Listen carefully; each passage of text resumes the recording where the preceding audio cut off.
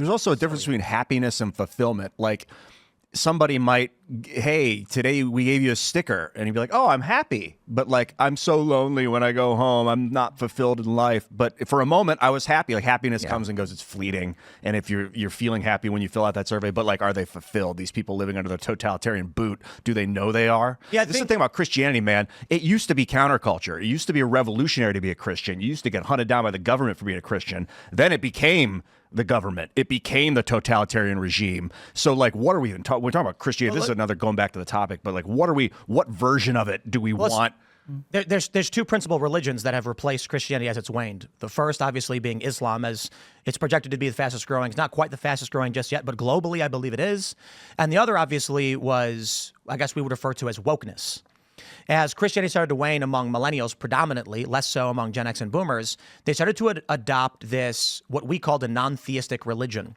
That is, they were tenets, they were priests, they were institutional power structures, and you ended up getting what was effectively chapels to wokeness in every major business, diversity chiefs. These people had no coherent logic. They still don't. We are seeing this now be pushed back and shoved aside, particularly by a large group of Christians and moderates.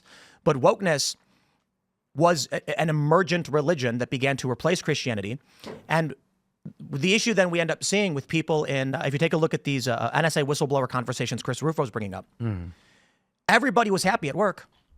Everybody was totally fine with hiring based on race. Everybody was totally fine with the fact that instead of actually doing your job at your accounting firm, you were having meetings on whether you had sex with men or women. Well, clearly that's not true. People were deeply terrified of it, but nobody would speak up.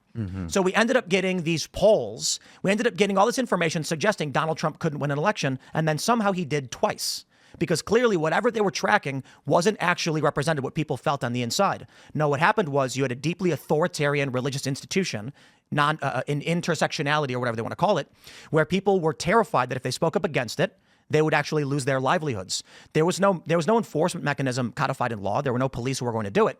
You just knew that if you were at work and you said, hey, man, I don't think we should hire based on who this guy's fucking, they would be like, you're fired and you'll never get a promotion again. So people shut up and said, everything's great. I'm happy.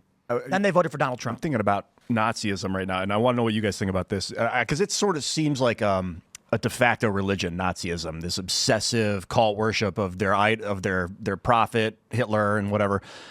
But at the same time, it was like a Christian political movement. They called themselves Christian. They identify with Christianity. Yeah. So it wasn't like Christianity fell away and then something else seeped in, but it's like multiple cult mentalities started to. So what's up with that? So if you read like Nathan Johnson or other historians about Nazis, there's so much debate about what they believe because Hitler said so many contradictory things. There's no unified belief. No, the majority is that it at least Nazism was a political religion.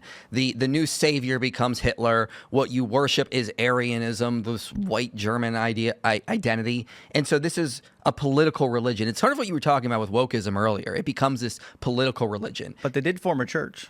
Yeah, they did. Church of the Third Reich was a real church formed by the Third Reich. And they called it positive Christianity to distinguish it between Catholic and Protestant. And this new idea was just a neo-Marcion view. And this is why I brought up, again, I said I didn't want to go into Godwin's law, but the reason I brought it up is when people like to refer to the Nazis as socialists, that's not true. But what is true is they use social enforcement to ensure that people were working towards the goals of the Nazi Party.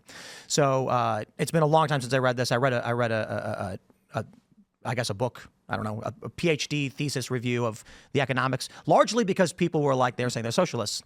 And the summary is basically, no, they weren't forced the way the communists were. But if you were a factory with the means of producing steel, the Nazi Party would say, what do you mean you're not producing steel for us? You don't oppose our government, do you? And everyone would say, no, we'll do whatever you say. So everyone seemed to be just choosing to do things despite the fact they were actually doing it because they knew they'd be murdered, killed, or thrown in camps. It was a political religion, authoritarian in nature. They would call themselves positive Christians on purpose because they didn't want to be known as Protestant or Catholic Christians. And positive Christianity, like as they talk about this in the book, The Holy Reich, was Jesus now becomes a white Aryan, the atonement's thrown out, the Old Testament is thrown out, anything Jewish is thrown out. It became just basically this weird cult that was just political, purely in nature. Let's talk about modern America right now. And I like to use Bill Maher as a good example because he's a late 60s, childless, I guess the rumors are about him. I don't mean to be a dick, but that he gets around, he sleeps around. And why don't we see strong moral values in atheists and agnostics in this country the same way we see it in Christians? Well, I mean, I think that's an interesting question. For one thing, I don't want to say all atheists. How do you quantify that? I don't want to say all atheists are like that, but what we do see is definitely this new cultural norm that Bill Maher's lifestyle is just a good thing. It's good to be single, childless, and in your 60s or 70s, and that's a problem ultimately. Thanks for watching this clip from the Culture War podcast. We're live every Friday, 10 a.m. to noon, so subscribe and come hang out.